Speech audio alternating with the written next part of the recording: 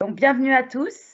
Merci de votre participation à ce premier webinaire à destination des professionnels de santé, organisé par le CRCDC Grand Est.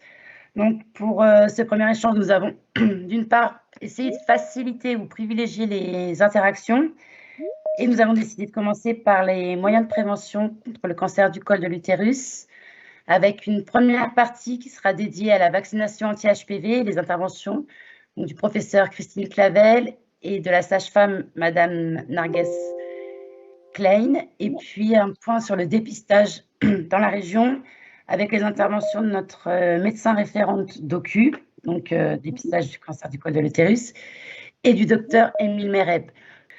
Donc, sachez également que cette intervention est enregistrée pour qu'elle puisse être revisionnée soit par les absents, soit par vous-même.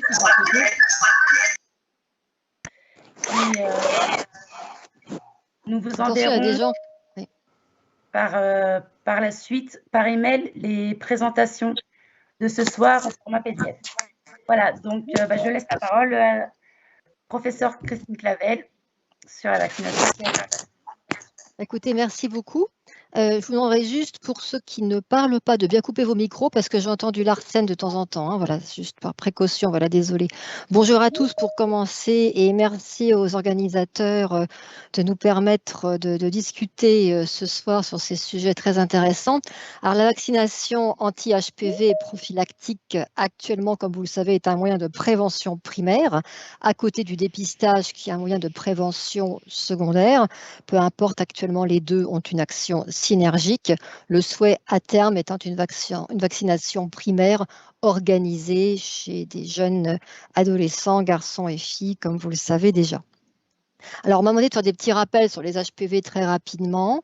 Alors, il s'agit de l'infection sexuellement transmissible la plus fréquente dans le monde. Hein, j'ai bien dit infection et non pas maladie sexuellement transmissible, car ce n'est pas parce qu'on a un HPV positif qu'on aura forcément un cancer, heureusement.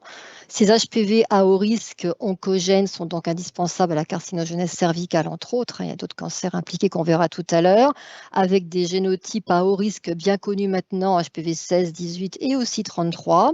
La prévalence de ces HPV à haut risque globalement dans la population française est importante, d'environ 10%, on dit de 8 à 15, avec un pic avant 30 ans. 20 à 25% des femmes avant 30 ans sont HPV positives, et après 30 ans, on a affaire à environ 10% des femmes. La transmission de ce virus est forte par acte sexuel. Plus de 80 à 90% de ces infections HPV à haut risque sont transitoires, asymptomatiques et spontanément régressives, heureusement. Ce qui est dangereux, c'est simplement la persistance sur plus d'un an d'une infection HPV à haut risque oncogène. C'est ça qui est dangereux. Alors, je ne préciserai plus maintenant à chaque fois à haut risque, on ne parle ce soir que des HPV à haut risque. Un petit rappel sur les vaccins. Bon, vous connaissez tous Gardasil quadrivalent, le Cervarix qui protège en France contre environ 70 à 80% des cancers du col, et est arrivé en 2018 le Gardasil 9 nonavalent, rajoutant les HPV 31, 33, 45, 52 et 58 qui augmentent la protection des cancers du col utérin, 90 à 95% des CCU, 90% quasiment des lésions précancéreuses, mais aussi environ 90% des cancers du canal anal et 30, 40 à 45% des cancers oropharyngés selon les pays. Actuellement est retenu 2 doses pour les filles et garçons entre 11 et 14 ans depuis décembre 2019. Un petit rappel pour vous resituer la prévalence de chaque HPV. Vous voyez HPV 16-18 dans environ 80% des cancers du col, 6 et 11 dans plus de 90% des verrues anogénitales. Les HPV complémentaires du vaccin correspondent à environ 5 à 20% des cancers génitaux. Et vous avez la prévalence par type, 45, environ 6%, HPV 31, 33, environ 4% chacun, et 52, 58 et aussi 35, environ 2 à 3% chacun. Voilà pour ces rappels. Et voyons maintenant donc les vaccins. Pourquoi, pour qui et comment. Et nous finirons par la sécurité vaccinale. Alors, là, s'il vous plaît. Merci. Il y a quelqu'un qui parlait. Les infections donc HPV sont très fréquentes. On vient de le voir à l'instant. C'est une IST. La transmission est forte. La persistance de l'infection est la chose à risque. Et il faut dire aussi que le nombre de partenaires sexuels a augmenté depuis 10 à 20 ans. Tout ça a concouru à créer des vaccins, c'est tout à fait logique, et de nombreuses études ont commencé par montrer une diminution des infections HPV non oncogènes au niveau des virus anogénitales, puis une diminution des lésions précancéreuses, et on commence à avoir des études qui montrent la réduction du risque de cancer du col, notamment l'AI en 2020 qu'on reverra tout à l'heure. Voilà. Alors, pour vous prouver qu'il y a beaucoup d'HPV, ici des oncogènes, et vous voyez par groupe, par exemple, que 16, 33 et 58 sont assez proches, il y a des racines communes, et c'est comme ça que sont établis les sondes moléculaires d'un côté et les vaccins de l'autre pour établir des croisements. Donc, beaucoup de virus, beaucoup d'infections, une prévalence très importante, on vient de le voir, avant 30 ans et 10% après 30 ans. Et vous voyez ici l'incidence du cancer qui augmente avec un pic à 50 ans environ et les cancers in situ plutôt vers 35 ans et une courbe montrant la mortalité en miroir. Ce qui est intéressant, c'est que ces courbes, ces pics sont exactement les mêmes quasiment dans chaque pays du monde entier. Beaucoup d'HPV, beaucoup d'infections, beaucoup de cancers. Les HPV sont responsables de 6% des cancers actuellement chez l'homme. Voici des chiffres de 2015 en France, avec environ 3 000 cancers du col, comme vous savez, et 1 000 décès. En Europe, 33 000 et 15 000 décès. Beaucoup d'HPV 16 et 18. On a aussi des cancers de la vulve et du vagin, 13 HPV positifs, comme on a aussi des cancers du canal anal, 93% HPV positifs. Cancer du pénis, 63, 80% HPV positifs, et des cancers oropharyngés en France, environ 30-35% HPV positifs et beaucoup plus aux États-Unis. On estime qu'actuellement en France, il y a 6 300 cancers HPV induits, environ un tiers chez l'homme. Et pour vous citer ici les cancers de l'anus, plus importants chez la femme que chez l'homme, 1100. Et chez l'homme, plus de cancers de l'oropharynx, 1300 versus 400. Donc, ce qui est important de voir, c'est qu'on a environ, on va dire, 25 à 30% de ces cancers chez l'homme maintenant.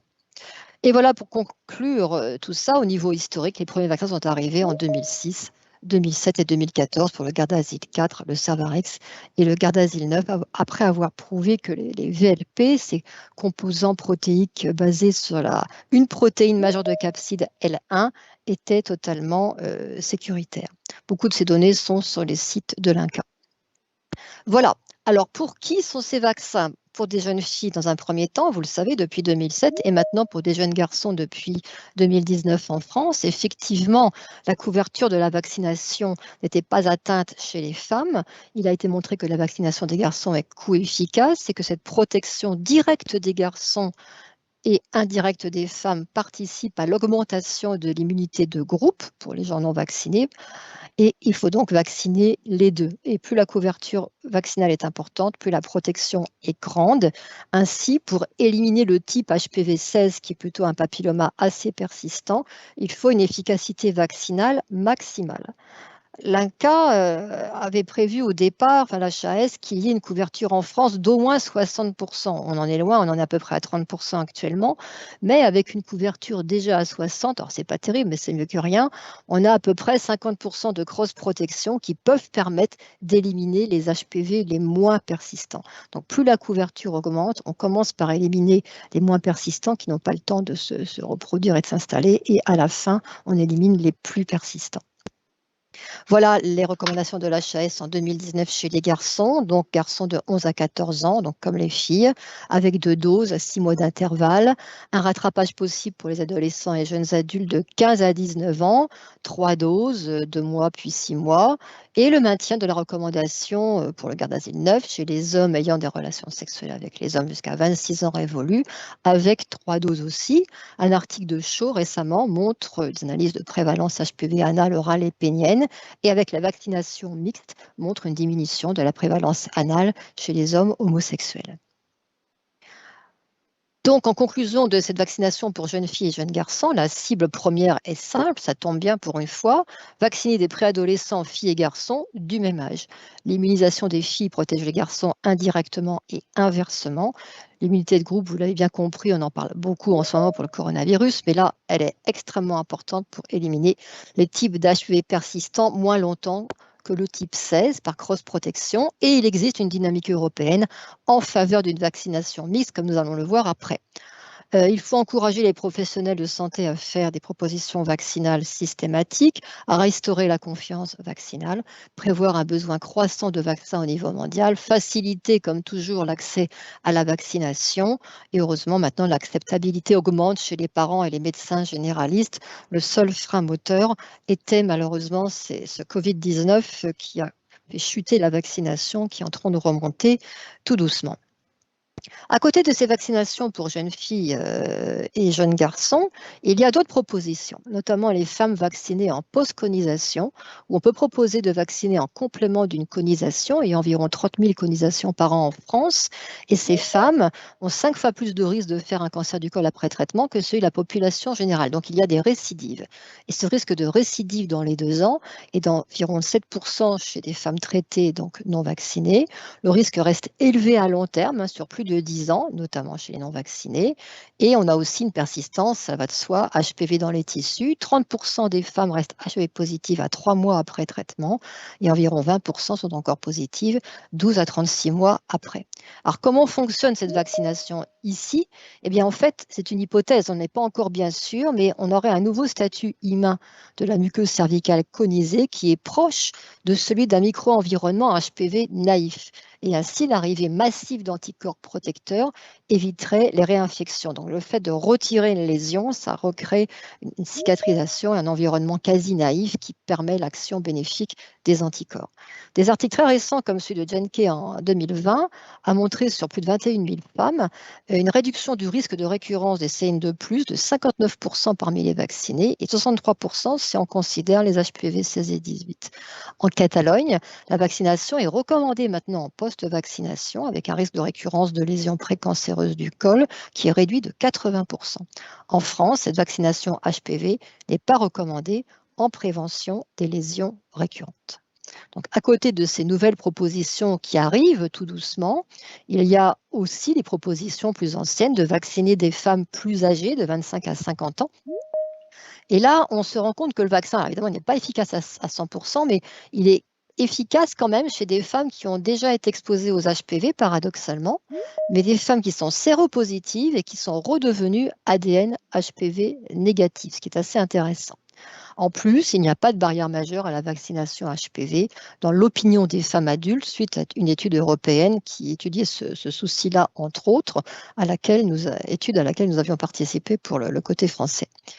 Vaccination contre le cancer de l'oropharynx maintenant, qui sont quasiment tous HPV 16 chez l'homme et les femmes, et surtout chez les hommes. Effectivement, il y a une augmentation mondiale des cancers oropharyngés qui augmente plus vite chez les hommes que chez les femmes, tant et si bien que cette pathologie oropharyngée est plus fréquente aux USA que celle du cancer du col, et la même tendance arrive en Europe. Ainsi, la FDA a approuvé en 2019 la vaccination par Gardasil 9 pour les hommes et les femmes de 27 à 45 ans, car ça pose vraiment problème aux États-Unis actuellement. Et enfin, la vaccination peut aussi servir aux lésions précancéreuses et cancéreuses du cancer du canal anal. Alors, j'ai mis les cancéreuses entre parenthèses parce qu'on n'a pas toujours les preuves ou les articles qui vont jusqu'au bout, mais très logique que ça marche aussi de la même manière. Donc voilà, ces nouvelles propositions qui sont en cours de confirmation petit à petit. Donc voyons maintenant toute cette couverture vaccinale depuis 2006. Un article de l'OMS de Bonani montre justement l'implication de le taux de couverture vaccinale en fonction des différentes recommandations. Il y a beaucoup de recommandations pour les filles avec une majorité de pays financeurs, 87% de recommandations pour les filles et beaucoup de pays financeurs. 46% recommandent pour les filles et garçons, mais ne financent pas tout le temps. Les pays et les derniers pays qui ont recommandé pour les garçons en 2020, Portugal, Suède, Finlande, et 2021, France et Pays-Bas. Alors, il y a des améliorations de ces couvertures vaccinales. À cette époque de l'article, ce qui correspondait à des chiffres de 2018. La VCA française est 24%, une des plus mauvaises. Actuellement, elle est 32%. C'est un peu mieux, mais c'est loin d'être suffisant. Et ceci avant la Covid. On va le voir sur des schémas dans un instant. Donc, le but est toujours de maintenir et d'améliorer ces couvertures vaccinales dans chaque pays en les augmentant dans toutes les cohortes des pays européens. Et vous voyez ici, pour les pays en noir, les garçons et les filles sont recommandés pour la vaccination et financés. En marron foncé, comme la France, garçons et filles, enfin les filles sont recommandées et financées, et les garçons pour l'instant recommandés. Bon, le financement est en cours. En marron un peu plus clair, les filles sont recommandées et financées et les garçons ne sont pas recommandés, pas encore. Bon, ça date de 2020, donc ça a dû changer un petit peu aussi. En plus clair, comme ici en Pologne, les garçons et filles étaient recommandés mais pas financés. Et vous voyez, dans les autres zones encore roses plus claires, les filles sont recommandées non financées et les garçons pas du tout. Et dans les autres pays, rien du tout. Donc vous voyez, les choses ont un petit peu bougé quand même depuis 2020. Toujours dans cet article, on voit que la France était à peu près à 24% en couverture vaccinale versus 94% au Portugal. 99% au Turkménistan, vous voyez, 91% en Belgique, 91% en Islande, 60% en Suisse, 50% en Italie. Donc, il y a des taux assez variés. Voici une diapositive plus récente et l'article dont je viens de vous parler de Bonani, vous voyez, 24% en France avec 2 doses. En bleu marine, vous avez un schéma complet à 16 ans avec 2 doses et une dose à 15 ans. Et depuis, on a augmenté 27,9, 32,7, la 47 avec une seule dose pour des enfants nés en 2005, vous voyez, donc plus 16 ans, on est en 2021. Et je vous ai mis au passage les chiffres du grand test. 44% ici avec une seule dose, 37,4 avec les 2 doses qui arrivent. Donc, vous voyez une tendance globale à l'amélioration qui se maintient depuis le Covid-19, mais à cause du Covid, moins 45% de vaccination en mars 2020, puis moins 10 en août, puis moins 35% en novembre 2020 avec tous les sites et les références ci-dessous. Alors, une autre forme de résultats identiques, un autre article de 2020 sur ces couvertures, la France en bleu clair, vous voyez, on est à moins de 30%. Là, c'est simplement pour vous montrer la vaccination scolaire. Un petit test, c'était la school, P private et PU public. Donc, vous avez les âges, par exemple la France, voilà, 11 à 14 ans, en privé, en public, mais vous voyez, il n'y a pas de petit test. Et vous voyez, il y a quand même beaucoup de pays qui vaccinent à l'école et ce serait bien qu'on arrive à homogénéiser tout ça. Et l'auteur insiste sur le fait que la réussite de ces taux de couverture vaccinale, ils sont élevés quand les programmes sont structurés, gratuits, avec un bon système d'invitation et un accès facilité à la vaccination, des doses disponibles et une vaccination scolaire comme on vient de le démontrer. Voilà. Maintenant que nous avons vu pour qui et pourquoi, nous allons finir avec la vaccination. Comment? Les vaccins prophylactiques que vous connaissez, les nouveaux vaccins qui arrivent tout doucement et on m'a demandé de rajouter quelques dias sur la sécurité vaccinale.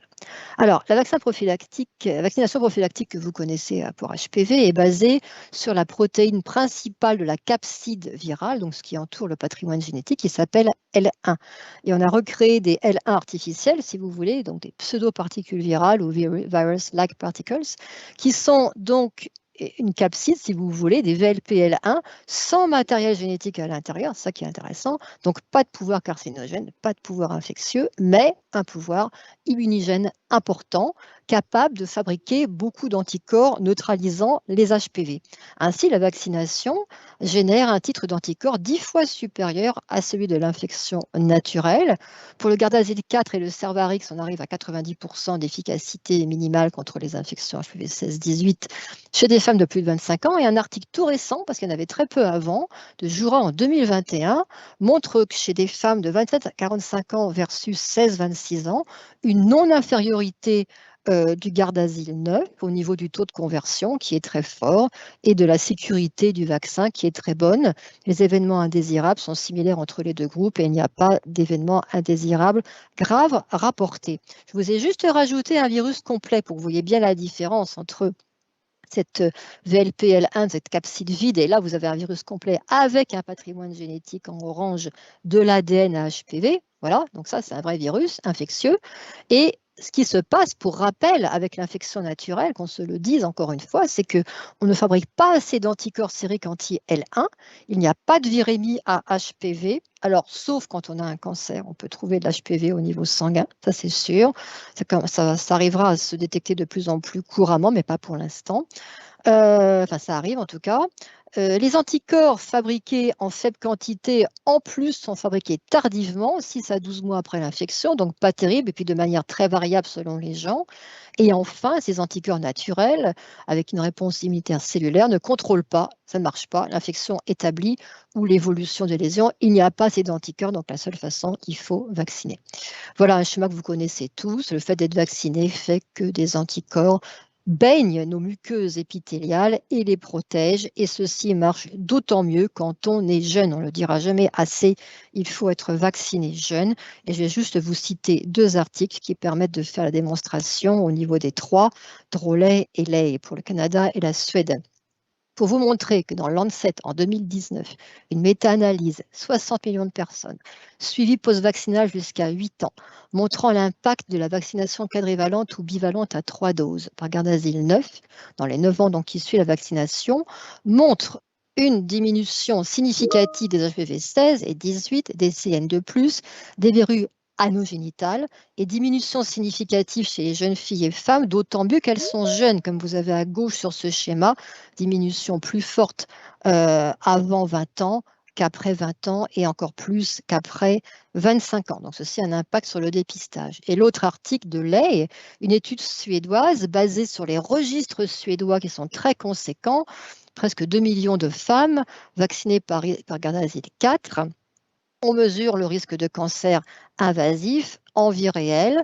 On a trouvé 19 cancers chez des femmes vaccinées, donc à vérifier sans doute mal vaccinées, et une majorité chez des femmes non vaccinées.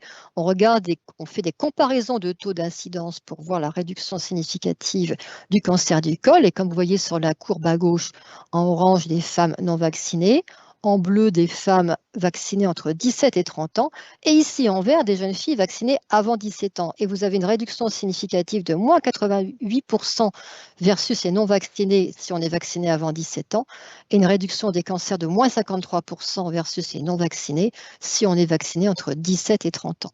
Alors Palmer en Écosse avait montré la même chose pour des CN3+, cette fois, entre 12-13 ans et à 17 ans, et ça marchait mieux encore à 12-13 ans qu'à 17 ans. Voilà. Donc l'âge est très important. Les nouveaux vaccins maintenant. Très rapidement, vous avez des productions de VLP L1 moins chères prévues dans d'autres vecteurs d'expression. On pourrait utiliser aussi la protéine de capside virale L2 qui augmente les anticorps cross-neutralisants. Donc ça, c'est très intéressant pour neutraliser plus d'HPV. Mais attention, c'est moins immunogène, ça s'assemble moins en VLP parce que L2 est minoritaire dans la nature par rapport à L1.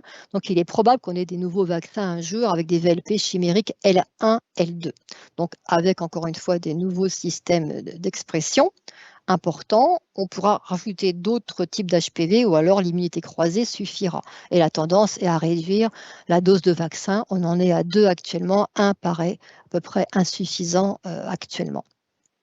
Les vaccins thérapeutiques, pour finir cette partie, eh bien, on en a besoin. On aura certainement des vaccins à ADN, ARN, toujours intéressant parce qu'il n'y a pas d'adjuvant, des vecteurs viraux recombinants, des vecteurs bactériens, des vecteurs peptidiques ou protéiques, des vaccins basés sur des cellules dendritiques. N'oubliez pas que très peu de femmes dans le monde sont vaccinées, même s'il y a beaucoup de millions de femmes vaccinées actuellement, mais moins de 2% sont vaccinées entre 9 et 45 ans, notamment dans les pays avec la plus forte morbidité, ce qui est bien dommage. Ces vaccins thérapeutiques tardent un peu, c'est compliqué depuis longtemps parce que le trafficking du virus est complexe, le système immunitaire est complexe, et le but est de développer une réponse immune à médiation cellulaire, de développer des vecteurs recombinants par inhalation ou par voie orale, ce serait très intéressant pour l'immunité cellulaire, avec ou pas des adjuvants sur la nature du vaccin, comme on a dit tout à l'heure, bien cibler des antigènes toxiques comme les oncoprotéines E6 et E7. Il est aussi probable qu'on ait des combinaisons de vaccins prophylactiques et thérapeutiques. Et pour terminer, la sécurité vaccinale, où le profil de tolérance est bien établi, avec près de 130 pays, des 370 millions de doses distribuées dans le monde. Au passage, pour les femmes enceintes, il n'y a pas de risque associé avec le Gardasil 4. Et vous voyez donc tous les pays impliqués au niveau vaccination avec des projets nationaux en bleu foncé ici ou après nationaux envisagés ou en cours d'être envisagés. Alors, l'OMS, avec son comité consultatif mondial pour la sécurité des vaccins, établit des rapports régulièrement pour étudier la sécurité des vaccins. Dernier rapport de 2017 qui montrait une sécurité d'utilisation, une absence d'association entre la vaccination HPV et le risque de maladies démyélinisantes. Le profil de sécurité des vaccins a été décrété identique chez l'homme et chez la femme par l'HES. On a parlé des femmes enceintes tout à l'heure. Des articles comme ceux de Phillips et de Mouchet montrent avec des méthodes robustes, que je n'ai pas le temps de détailler, qu'il y a effectivement une grande sécurité et Mouchet insiste particulièrement sur les maladies démyélinisantes avec les scléroses en plaques, névrite optique et syndrome de Guillain-Barré, montrant la non-association. Globalement, les études australiennes sur leurs immenses cohortes et de jeunes filles et de jeunes garçons vaccinés depuis longtemps ont décrit les effets divers, les événements indésirables, et je n'ai pas parlé d'effets, mais d'événements un petit peu différents, et les événements d'intérêt particulier, les syncopes, les thromboses, etc. Et ils décrivent les deux. Et en fait, ils décrivent 4500 événements indésirables rapportés, soit environ 5 pour 10 000 doses administrées, les plus fréquents étant les maux de tête, les malaises vagos, les nausées, les vertiges, que vous retrouvez sur l'article original ici, dans l'article de Phillips. Les malaises vagos sont apparemment plus fréquents chez les adolescents les plus jeunes, indépendamment du sexe. Aucun élément ne suggère une association causale avec les événements indésirables d'intérêt particulier étudiés, hormis les malaises vagos. Donc des résultats cohérents avec les autres données internationales, sans éléments nouveaux ou préoccupants relevés, et une sécurité confirmée à la fois chez les jeunes filles et les jeunes garçons. Concernant les maladies auto-immunes, avec des études françaises menées par l'ANSM et la CNAMS, je vous passe les détails, 840 000 jeunes filles vaccinées, avec 996 maladies auto-immunes et 1,4 million non vaccinés avec environ 3 000 maladies auto-immunes. Il s'agissait de... Alors, les maladies auto-immunes, les 14 répertoriées sont ici, avec des affections neurologiques comme Guillain-Barré, rhumatologiques comme la polyarthrite rhumatoïde, hématologiques, purpura, endocrinien, diabète, thyroïdite et gastro-intestinale, avec les maladies inflammatoires chroniques de l'intestin. Voilà. Alors, le hazard ratio, qui est un genre de risque relatif en fonction du temps, il y a une dimension temporelle, c'est ça qui est important, là c'était par année, était de 1, c'est-à-dire qu'il n'y a pas d'association entre les deux. Les résultats étaient assez clairs. Voilà. Et au niveau de la sclérose en plaques, la Société francophone de sclérose en plaques montre de la même manière une non-association à un risque accru d'une survenue de CEP ou d'un premier épisode démélinisant du système nerveux central, y compris les vaccins contre l'hépatite B, pour rappel. Et cette société montre aussi que ces vaccins, de manière générale, ne sont pas associés à un risque accru d'une survenue, d'une poussée chez un patient ayant une CEP, avec les références à la clé ci-dessous. En conclusion, il faut vacciner jeunes. La vaccination est sûre et efficace. Le profil bénéfice-risque est hautement favorable à la vaccination chez les filles et les garçons, immunogènes à moins de 3 doses, avec déjà quelques cross-protections décrites sur le col et d'autres organes. Il faut augmenter l'immunité de groupe. Alors certes, on peut augmenter et proposer la vaccination aux femmes et aux hommes plus âgés, comme on l'a vu, mais attention, plus on vaccine tardivement, moins on est coût efficace. On va coûter plus cher, alors qu'il est tellement plus simple de vacciner jeunes. Chez les femmes adultes, diminution du nombre de colposcopies et de conisations, ce qui n'est pas rien pour la sécurité sociale. Il faut bien sûr poursuivre les études de suivi vaccinal, augmenter les registres de vaccination, augmenter l'éducation des femmes et des médecins, suivre la prévalence des autres HPV, suivre l'immunogénicité du Gardasil 9, vacciner les femmes plus tardivement, vacciner en post-conisation, adapter le dépistage du cancer du col qui doit agir de façon synergique en attendant que tout le monde soit vacciné jeune et qu'on n'en parle plus et qu'on n'ait plus que quelques contrôles à faire, peut-être 2 fois, 3 fois dans la vie ou tous les 10 ans comme il est proposé dans les pays néerlandais. Les vaccins thérapeutiques restent nécessaires contre E6 E7, je vous rappelle qu'ils sont les 2 oncoprotéines majeures du virus. Globalement, pour les vaccins, il y aura toujours le souci du nombre de doses, le coût du vaccin, le coût d'une chaîne du froid, d'où l'intérêt des nouveaux vaccins prophylactiques ou thérapeutiques du genre ADN. Alors encore ADN est plus résistant que l'ARN, mais aussi peptidiques, qui sont moins sensibles au froid, donc plus résistants, et pourquoi pas des combinaisons de vaccins prophylactiques et thérapeutiques, comme c'est décrit par ailleurs. Vous pouvez retrouver, pour terminer, beaucoup de données dans le site de l'INCa, sur icancer.fr, avec les dernières études de l'HAS. Et le président de l'OMS mondial, voilà la diapositive, pour le cancer du col au niveau mondial, vacciné à plus de 90%, dépisté au maximum au moins 70%, traité à 90%. Mais quand on vaccinera à 90%, on n'aura quasiment plus de dépistage ou beaucoup moins et les traitements resteront de mise dans certains cas. Voilà, merci de votre attention et je laisse la parole au speaker suivant. C'est bon pour vous? Vas-y. Voilà, bonjour à tous et à toutes. Donc, moi, je suis Narges Klein, sage-femme de PMI à Strasbourg, et je vais essentiellement vous parler du rôle des professionnels de santé dans la promotion de la vaccination anti-HPV et le dépistage organisé contre le cancer de col de l'utérus. Beaucoup de choses ont été dites par professeur Clavel. Donc, en fait, les avantages d'une vaccination entre 11 et 13 ans, la grande majorité des jeunes de 11 à 14 ans n'ont pas débuté leur activité sexuelle, ce qui limite la probabilité qu'ils aient déjà été en contact avec l'HPV et la vaccination sera plus efficace. D'autre part, il est aussi possible de réaliser ce vaccin en même temps que le rappel de DT polio-coqueluche entre 11 et 13 ans. Et l'HAS estime que si on obtient une couverture vaccinale anti-HPV suffisante de la population, 60%, comme ça a été dit par Mme Clavel, on peut protéger les filles et les garçons contre les virus HPV, freiner les transmissions des HPV au sein de la population générale et mieux protéger les filles et les femmes non vaccinées, mieux protéger aussi les garçons et les hommes, quelle que soit leur orientation sexuelle. En fait, le constat actuel, c'est que la vaccination des filles et des garçons ont un double enjeu. Va éradiquer le cancer du col de l'utérus en association au dépistage et va réduire l'incidence et la mortalité des autres cancers HPV induits, tels que vulve, vagin, anus, pénis, ORL, pour lesquels la vaccination est recommandée, mais il n'existe pas de dépistage.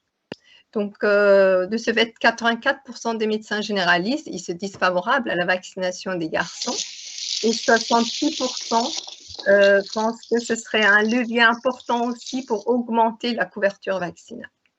Recommander cette vaccination aussi sans considération de genre ou d'orientation sexuelle facilite aussi la position vaccinale. Et puis, 38% des parents qu'on a interrogés sont favorables à la vaccination de leurs garçons et 72% avaient déjà vacciné leurs filles. Il y a le rôle primordial du professionnel de santé. 42% des parents sont souvent indécis. Les principaux freins actuels sont le manque d'informations sur la HPV, la crainte des effets indésirables, l'absence des propositions par les professionnels de santé qui pourraient être un oubli ou parfois des anti-vaccins. On sait qu'à un âge où on ne va plus chez le pédiatre, après 13-14 ans, c'est le médecin traitant ou la sage-femme qui a un rôle particulier aussi dans le suivi. Le médecin ou la sage-femme a un rôle, c'est une personne de confiance, donc il est important d'apporter aussi toutes les clés à ces professionnels de santé pour qu'ils soient convaincus eux-mêmes de l'intérêt de la vaccination et puissent ensuite être aussi des personnes relais auprès des familles, notamment lutter contre la désinformation. Juste pour donner un exemple, je fais de la vaccination anti-Covid et à chaque fois, on se parle de la vaccination anti-HPV et j'ai rencontré récemment une maman qui est venue avec ses 3 filles pour vacciner les filles et je lui ai posé la question si elle avait vacciné aussi ses filles qui avaient entre 14 et 19 ans contre la HPV. Elle m'a dit, ce n'est pas la peine de m'en parler, mon médecin est contre, mon gynéco est contre et je suis contre. Donc, voilà. Donc, il faudra qu'on arrive à aussi convaincre les professionnels de santé puisque les personnes ont vraiment confiance en leurs médecins, gynéco, sage-femme. Donc, voilà, ça va véhiculer des bonnes informations. Et la HAS appelle donc à mettre en place une politique vaccinale plus engagée, donc le besoin de proposer de façon systématique la vaccination de la part des professionnels de santé. Je vais faire un petit focus sur les sages-femmes qui sont autorisées à prescrire et à vacciner la femme enceinte, le nouveau-né, l'entourage de la femme enceinte et du nouveau-né, selon une réglementation bien précise des textes de loi concernant les sages-femmes et le calendrier vaccinal en vigueur. Donc, les sages-femmes, elles peuvent réaliser la vaccination anti-HPV chez les filles à partir de 11 ans et on est en négociation pour les garçons. J'ai mis quelques liens qui vont vers les textes qui autorisent les sages-femmes à vacciner. J'attire aussi votre attention par rapport aux mineurs. Une autorisation parentale est nécessaire pour vacciner la mineure et l'accord des 2 parents, c'est important. J'ai mis des liens qui vous orientent vers le consentement parental que vous pouvez télécharger aussi. C'est important parce que il y a eu des cas où un parent avait signé le consentement et l'autre parent était contre. Donc, on peut avoir vraiment des ennuis si on n'a pas l'accord des 2 parents. Donc, toutes les occasions sont bonnes pour parler de la vaccination, que ça soit en consultation, en visite à domicile, en action collective. Vérifier le statut vaccinal, prescrire et réaliser ensuite le vaccin, parler de la vaccination anti-HPV pour elle, si elle a moins de 19 ans, et pour ses enfants, hein, si ils ont 11 ans et plus. Parler aussi de la protection vaccinale anti-HPV en prévention des autres cancers, comme ça a été dit, et cancer de l'utérus, mais des autres cancers HPV induits, tels que le cancer du pénis, anus et de la gorge, qui sont vraiment réellement en augmentation. Et comme ça a été dit, en France, près de 3000 nouveaux cas de cancer de col de l'utérus sont diagnostiqués et chaque année, environ 1100 femmes en décèdent. Il y a des questions fréquentes qui reviennent. Devant un enfant vacciné une première fois, avant 11 ans, quel schéma on doit adopter? En fait, il y a des pédiatres qui vaccinent avant 11 ans, puisque dans certains pays, on peut vacciner à partir de 9 ans. Donc, le schéma, c'est quand même, ça reste 2 doses M0 et M6. Et puis, s'il y a eu un oubli après la première dose, on a un délai de 5 ans pour faire le rappel. Donc, par exemple, si on a fait M0, mais M6 a été oublié complètement et que la personne n'a pas été chez le pédiatre ou le médecin, et tout d'un coup, on découvre, on a 5 ans pour faire le rattrapage. Et puis, il faudra attendre pour faire un vaccin DT polio. Non, on peut faire le DT polio en même temps que la vaccination anti-HPV. Alors, aujourd'hui, il y a le Gardasil 9 et parfois, il y en a qui ont débuté avec le Cervarix ou le Gardasil quadrivalent. En principe, la recommandation est de continuer avec le même vaccin dans la mesure du possible, mais vous pouvez ne plus le trouver sur le marché. Donc, on peut continuer avec le Gardasil 9 au niveau des rattrapages. Les personnes qui n'ont pas de mutuelle pour payer le reste à charge, parce qu'une partie est prise en charge par la sécurité sociale et il y a une partie qui reste. Donc, il y a la Ligue contre le cancer 67 et 68 qui prennent le reste à charge. Là, il faut prévenir le pharmacien et il y a des formulaires types pour ce genre de prise en charge. Donc, il y a aussi des questions encore fréquentes qui arrivent. On n'a pas assez de recul. Êtes-vous sûr que ce vaccin, je peux le faire? Il y a encore beaucoup de doutes. Comme ça a été dit par Mme Plavel, cette vaccination est proposée depuis presque 14 ans. À ce jour, il y a plus de 300 millions de doses ont été distribuées dans près de 80 pays et plus de 6 millions de doses prescrites en France. Donc, il ne faut vraiment pas avoir peur. Le risque de bénéfice est élevé. Donc, il faut vraiment vacciner ces enfants. J'ai trop peur des effets secondaires et des maladies auto-immunes. Donc, comme ça a été dit, l'OMS reconnaît une excellente surveillance internationale, très rigoureux. Il n'y a pas de lien démontré entre les vaccins et les maladies auto-immunes, comme ça a été démontré tout à l'heure. Il n'y a pas de surrisque de syndrome de Guillain-Barré, ce n'est pas confirmé. Et donc, voilà, il y a des études très récentes que vous venez de voir. Petit rappel aussi par rapport aux jeunes, c'est souvent l'anxiété générée par l'injection avec une aiguille. J'ai peur de la piqûre, j'ai peur de l'aiguille. On le voit souvent quotidiennement pour la vaccination anti-Covid. Hein. On a beaucoup plus de malaise avec les jeunes que les personnes âgées qu'on a vaccinées en janvier. Donc, il y a vraiment ce côté anxiété généré par l'injection aussi qui fait peur aux personnes de venir vers la vaccination anti-HPV. Les effets indésirables aussi, les douleurs musculaires, la rougeur, voilà.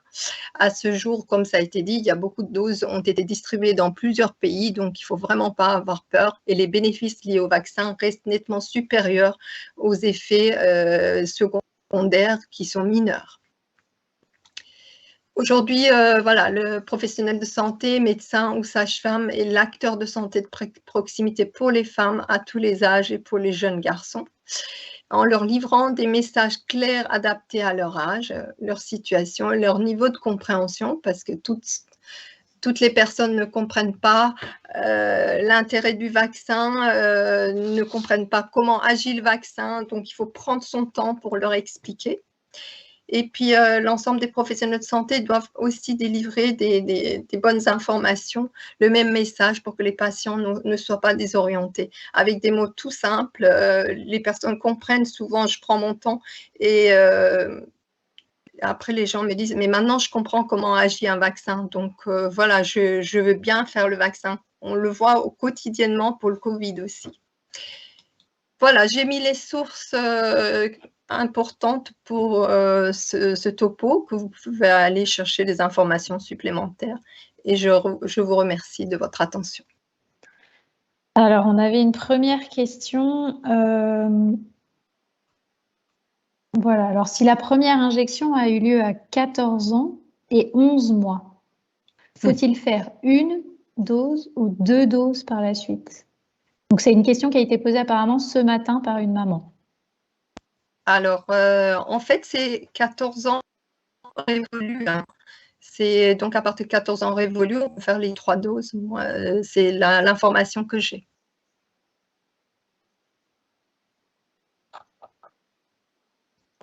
Alors, on l'a vu, il y avait une question sur les flyers, donc on vous répondra, on peut effectivement les commander comme on l'a vu tout à l'heure, et puis vous pouvez contacter le CRCDC. Les sites départementaux pourront vous dire comment faire. Alors, on a une question. J'ai notion que c'est la première injection qui enclenche le schéma vaccinal. Par conséquent, une patiente ayant reçu 2 doses après 14 ans peut recevoir une 3e dose après 21 ans. Donc, 2 doses après 14 ans. 2 doses après 14 ans. Donc, on arrive presque à 5 ans, comme on a dit, pour le rattrapage. Donc, c'est vraiment limite. C'est un peu tardif, oui. Ce qui compte aussi, si vous me permettez d'intervenir, c'est un espacement de temps correct entre les 3 doses. Normalement, c'est 2 et 6 mois. Ouais. L'efficacité sera moindre, plus on espace. Oui. Oui. La 2e dose, c'est vraiment l'effet booster. Voilà.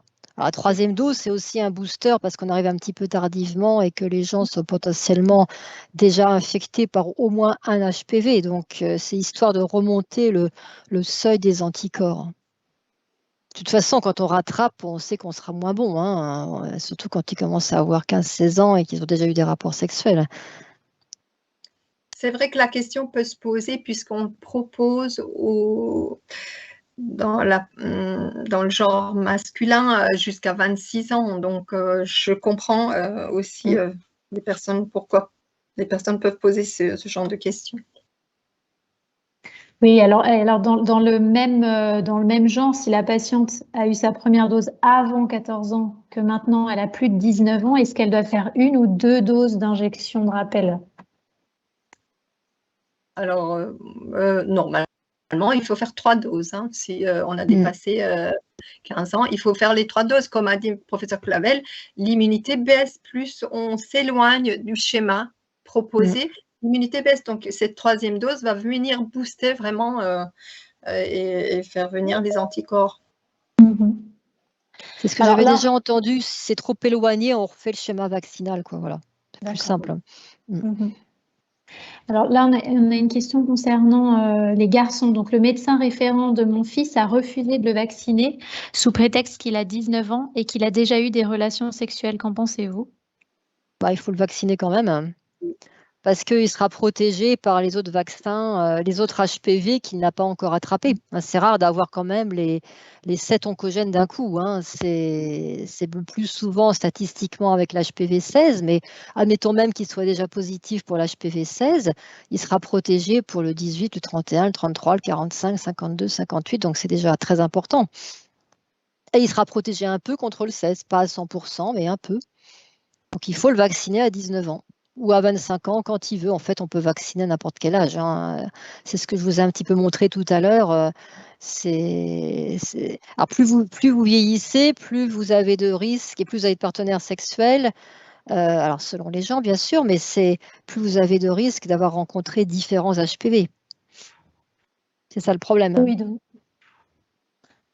pour la question pourquoi les hommes et femmes hétérosexuels ne peuvent-ils plus être vaccinés après 19 ans alors que les hommes homos Si, peuvent l'être ils peuvent jusqu'à être vaccinés, 26 hein. ans, ça c'est les Mm. recommandations. Et en fait, Oui. ils peuvent être Ils vaccinés quand peuvent, oui, même. bien sûr. Voilà, oui, Ils oui. Voilà. peuvent être vaccinés seulement. Il faut savoir que pour les filles, c'est remboursé aussi. Il y a aussi le côté Ouais, c'est ça le sécurité problème. Ouais, ouais, ouais. sociale, c'est remboursé jusqu'à 19 ans, révolu, donc avant 20 ans. Et voilà, c'est un peu ce côté-ci qui bloque. Après, voilà, Oui. le vaccin coûte à un certain prix, 135 € à l'époque. Alors, je ne sais pas si ça va baisser ou ça baisse au fur et à mesure. Et c'est ça qui est le frein. Autrement, comme dit le professeur Clavel, on peut vacciner. Il n'y a Oui, bien pas sûr. d'âge. Mais vous avez raison, c'est le Alors, remboursement qui bloque un petit peu les discours, en fait. Voilà. alors, est-ce qu'il y a un délai à respecter entre la vaccination anti-Covid et la vaccination anti-HPV?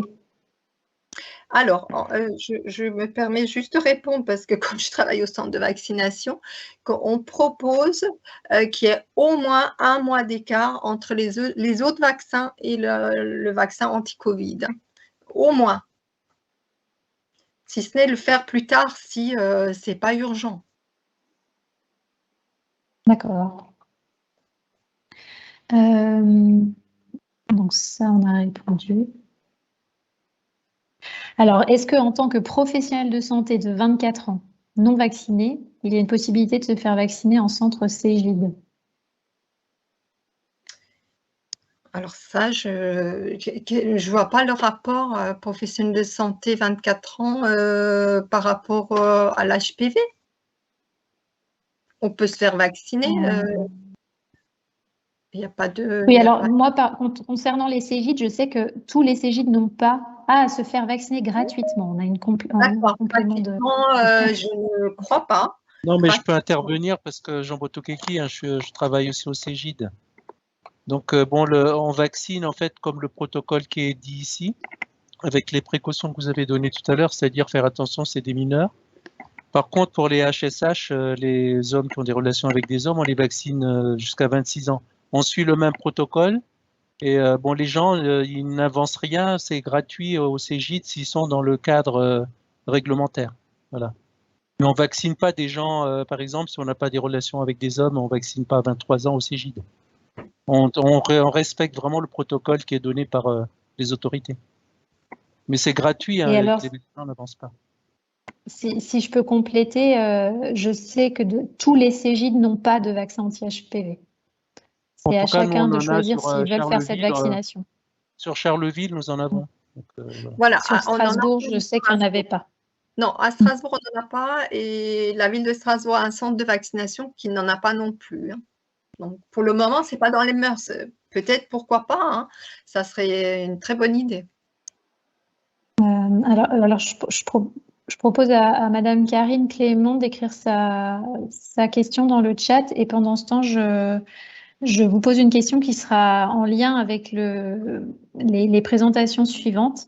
Quel est le délai entre le rapport sexuel contaminant et la présence d'HPV détectable sur le col?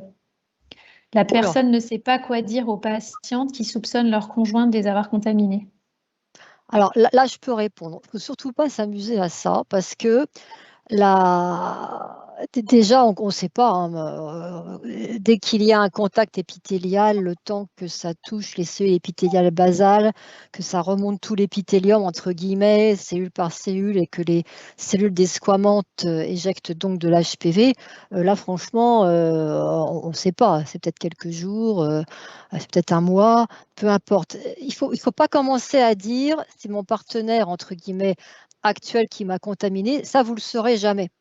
On a tous travaillé sur des études de cohorte comme ça ne marche pas comme ça.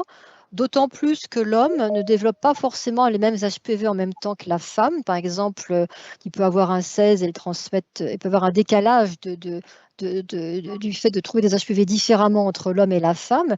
Et la femme ne saura jamais si c'est le premier petit copain, etc., ou le deuxième, peu importe. Voilà.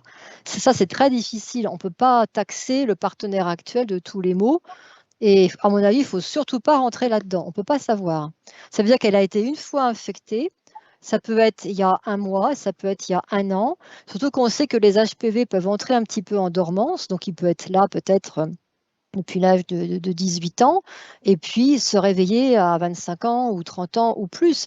Et c'est quasiment impossible de savoir si on a affaire à un vieil HPV ancré depuis longtemps, mais qui était avec une faible charge virale, qui passait indétectable au niveau des tests moléculaires et indétectable toujours au niveau du système immunitaire. Voilà. Donc ça franchement, on ne sait pas. Pour savoir ça, il faudrait faire un test tous les ans. Bon, mais aucun intérêt ce serait trop compliqué. On ne peut pas savoir ça. Il faut dire qu'on l'a 80, quasiment tout le monde va rencontrer des papillomas dans sa vie au moins une fois. Voilà, pour au moins 80% des gens, si ce n'est plus. Donc voilà, mais on peut en rencontrer, c'est pas grave, c'est pas ça qui est grave.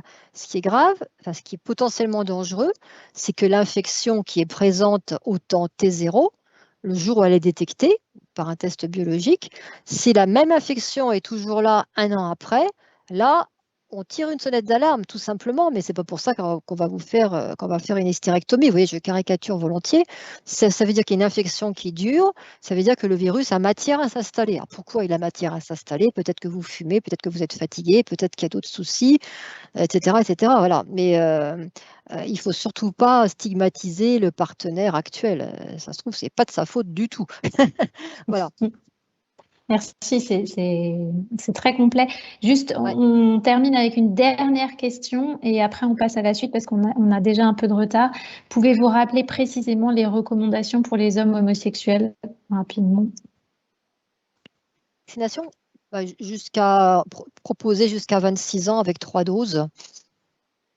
Mais je connais Parfait. des hommes homosexuels qui se sont vaccinés à 30 ans, à 40 ans, mais ce n'était pas remboursé, toujours pareil. On peut le faire à n'importe quel âge.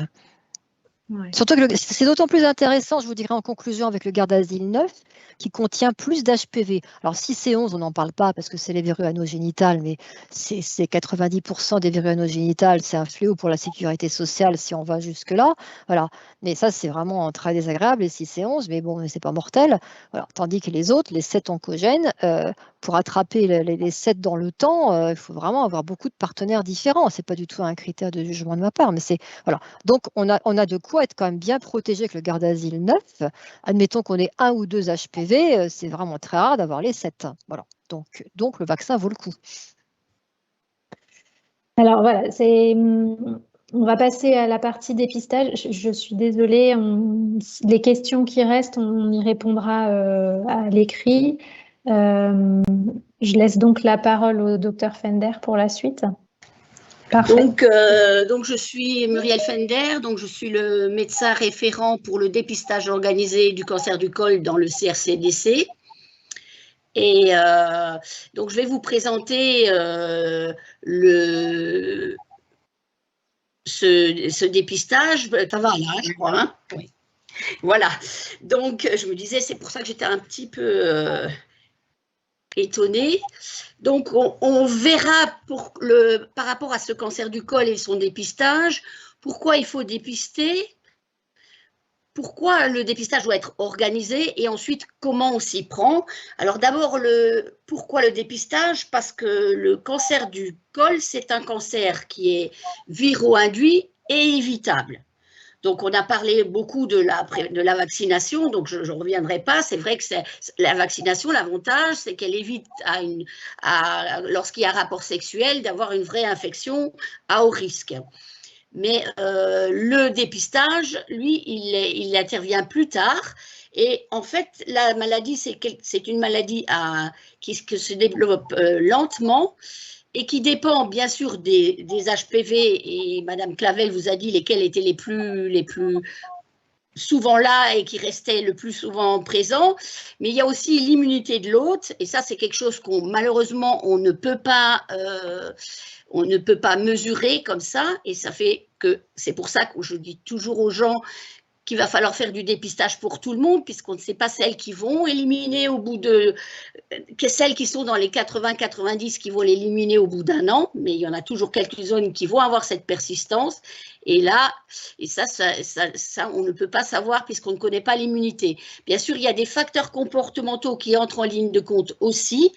Alors, c'est entre autres le tabagisme qui va agir un peu en plus par rapport à l'activité sexuelle, puisque effectivement, si on a une activité sexuelle avec plusieurs partenaires et qui commence jeune, c'est-à-dire avant 17 ans, on augmente forcément un peu le risque de rencontrer le virus. Mais le tabac, alors, à risque sexuel égal, il multiplie par 2 le risque général d'avoir une lésion précancéreuse ou un cancer. Donc, le dépistage, il va se situer à ce niveau-là. Il va essayer d'éviter que la lésion cervicale précancéreuse qu'on aura diagnostiquée grâce au dépistage, puisqu'on va d'abord trouver des anomalies puis faire un bilan diagnostique, on aille vers le cancer invasif. Bon, la prévention tertiaire, ce n'est pas le sujet d'aujourd'hui, on n'en parlera pas, c'est pour éviter que les choses s'aggravent. C'est un réel problème de santé publique, le cancer du col de l'utérus, même si on n'a pas beaucoup de cancers, parce que c'est un cancer qui touche des femmes jeunes, donc c'est la 2e cause de mortalité par cancer avant 45 ans. Le premier pic, enfin avant le plateau, disons, c'est 35 ans, et on a effectivement beaucoup des cancers qui deviennent importants en nombre à partir de 35 ans. C'est un cancer qui est grave au stade avancé et qui actuellement a une survie qui baisse. Peut-être parce qu'on a moins de cancers invasifs trouvés tôt, parce qu'on a dépisté des cellules, des lésions précancéreuses, mais certainement pas que. Et que quand on a un vrai cancer, les traitements sont lourds, puisqu'il faut souvent associer à la chirurgie, de la radiothérapie et de la curithérapie, voire de la chimiothérapie. Une autre raison pour faire le dépistage, c'est parce que si on étudie les circonstances de survenue d'un cancer invasif, et ça c'est une étude qu'on avait faite il y a quelques années, on se rend compte que le facteur majeur, c'est l'absence de dépistage ou un dépistage trop irrégulier, qui ne respecte pas les délais qui sont recommandés. Ensuite, à l'époque, on avait plus de prise en charge inadéquate, c'est-à-dire qu'en fait, on avait une anomalie au frottis, la femme n'était peut-être pas revenue, ou elle a mis du temps à revenir, on a un peu traîné, et disons on a eu un cancer invasif au lieu d'être au niveau d'une lésion précancéreuse. Et puis 10%, on avait une mauvaise performance du dépistage. Alors ces 3 ordres ne sont pas toujours les mêmes selon les études. Mais le premier, c'est toujours l'absence de dépistage. Après, entre le cancer d'intervalle avec un faux négatif et le cancer lié à un problème de prise en charge, ça dépend un petit peu des moments et puis effectivement de l'importance du taux de dépistage. Pourquoi le dépistage du cancer du col encore? On le sait, on ne peut pas proposer un dépistage si on n'a pas de test correct. Ce n'est pas la peine de faire un dépistage, même si on sait que la maladie est grave, si on ne sait pas comment reconnaître les lésions à un stade très peu avancé ou carrément pour le col à un stade précancéreux. Ce n'est pas la peine. Et c'est pareil, si on n'a pas de traitement correct après, une fois qu'on a trouvé les choses, ça n'a pas de sens non plus. Alors, pour le cancer du col, on a 2 tests dont on a évalué les performances, qui sont faciles à appliquer, puisque ça se fait, c'est bien accepté par les femmes, et ça se fait sur le même prélèvement cervico-utérin en milieu liquide, et donc on peut le proposer facilement. Et on a des traitements aussi, les traitements des lésions précancéreuses qui sont efficaces et qui permettent de préserver la vie sexuelle, la fertilité, même si après la colonisation, on peut avoir quelques problèmes. Il ne faudra pas non plus coloniser pour une lésion qui n'est pas une vraie lésion précancéreuse. Mais disons que c'est quand même bien différent d'un traitement lourd de cancer invasif avancé. On a des recommandations qui sont parues d'abord en 2016 pour les cytologies anormales et récemment, en même temps que la promotion d'un nouveau test et la recommandation de l'HPV, il y a la conduite à tenir qui est parue en même temps, comment suivre les femmes une fois qu'on a un test HPV positif. De toute façon, le diagnostic repose sur la colposcopie et une éventuelle biopsie. Et donc ça, c'est M. Méret qui vous en parlera. Mais donc, on a aussi une charte qui permet de proposer à l'ensemble de la population un système de dépistage. Alors, pourquoi on l'organise? Parce que pour l'instant, même si on connaît la cytologie de dépistage depuis plus de 40, voire 50 ans, on a toujours 3000 nouveaux cas de cancer et à peu près 1000 décès, parce que je vous disais, ce n'est pas un cancer, une fois qu'il est invasif, facile à traiter, alors qu'on pourrait les éviter, puisque maintenant on a et le dépistage et la vaccination, mais la vaccination, les femmes n'ont pas encore toutes pu en bénéficier.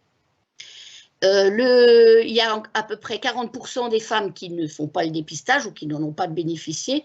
Donc, l'organisation doit permettre d'être plus équitable, c'est-à-dire de proposer des solutions pour que les inégalités de santé soient mieux résolues, et en particulier avec une prise en charge à 100%. Les frottis anormaux, il y en a qui sont pas bien suivis ou trop suivis et surtout trop traités. Et donc, il faut aussi avoir une qualité de la prise en charge qui est bonne. Et on s'est rendu compte quand on a fait des études au moment de l'HAS, l'HAS a fait des études en se basant sur les données qui étaient en Alsace, que cette partie suivie des résultats anormaux, pour éviter surtout les perdus de vue, permettait de gagner la moitié de la mortalité qu'on peut gagner avec le dépistage. Et puis, on a vu qu'effectivement, on diminuait de 20% la mortalité sur les expérimentations de dépistage organisé, le but étant de diminuer de 30% puisque maintenant on est au niveau national et que tout le monde peut s'investir dedans. Voilà. Je vous disais, il y a des inégalités. Si on regarde comment se répartissent les cytologies, puisque c'était c'est une étude qui date de 2007 et qui a été publiée par l'HAS, on voit que sur les femmes de 25 à 65 ans, la grosse majorité, c'est-à-dire plus de 50%, disent n'avoir pas réalisé de dépistage dans les 3 ans. Ensuite, il y en a plus de 40% qui en réalisent tous les 2 ans ou moins encore plus fréquemment, c'est-à-dire un plus court délai.